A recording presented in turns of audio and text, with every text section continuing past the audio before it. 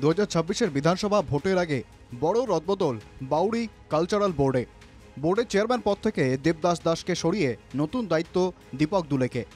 নবনিযুক্ত চেয়ারম্যানের বক্তব্যে পরিষ্কার অন্তর্কলহে জর্জরিত বাউরি কালচারাল বোর্ড। সবাইকে কাঁধে কাঁধ মিলিয়ে একসাথে লড়াই করতে হবে, কোনো জায়গায় কোনো অসুবিধা হবে না। ভুল ভ্রান্তি ভুলে যান, কে বিজেপি কে তৃণমূল কে সিপিএম এই বিভেদ না করে সবাইকে বলবেন নিজের জাতি নিজের মানুষের এই পিছিয়ে পড়া জনজাতির মানুষের সার্বিক উন্নয়নের স্বার্থে যারা আমাদের সাথে হাত মিলিয়ে আমাদের পিছিয়ে পড়া জনজাতির মানুষকে ঘুরে আনার চেষ্টা করছে।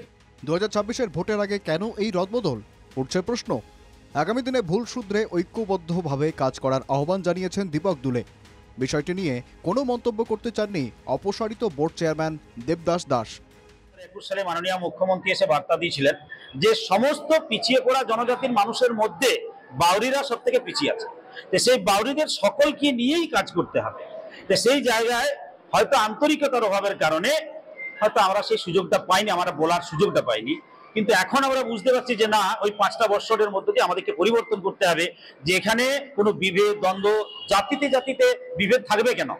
পশ্চিমবাংলা ভারতীয় সংবিধান কি বলছে? সমস্ত মানুষের জন্য সংবিধান। এখানে কে রাষ্ট্রপতি, কে প্রধানমন্ত্রী, কে ব্রাহ্মণ, কে ক্ষত্র, কে বৈশ্য, শূদ্র, এই বিভেদ সংবিধানে নেই। কিন্তু সেই জায়গায় আমাদের নিজেদের মধ্যে এই বিভেদটাকে যাতে আর পুনরাবৃত্তি না হয়, সেজন্য আমাদেরকে ওতপ্রোতভাবে আন্তরিকভাবে সবার সাথে কাজ করতে হবে, হাতে হাত রেখে।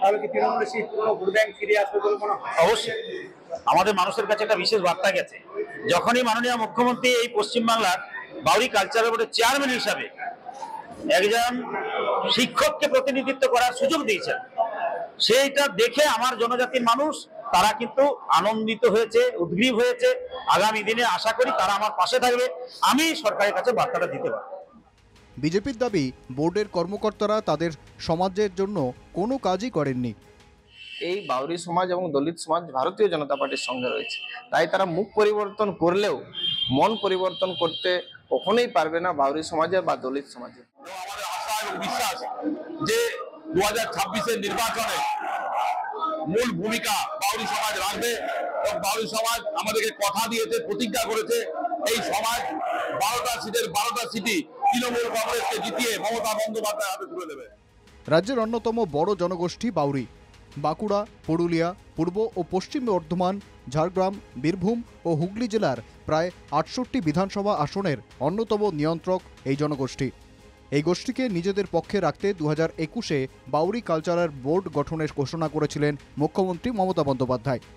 বাঁকুড়ার দাপুটে তৃণমূল নেতা দেবদাস দাসকে বোর্ডের চেয়ারম্যান করা হয়, কিন্তু 4 বছর যেতে না যেতেই সম্প্রতি তাকে সরিয়ে ওই পদে বসানো হয়েছে তৃণমূল নেতা পেশায় শিক্ষক দীপক দুলেকে। বোর্ডের ভাইস চেয়ারম্যান করা হয়েছে দেবদাস দাসকে। বাঁকুড়া থেকে মানুষ রায়ের রিপোর্ট, NK TV বাংলা।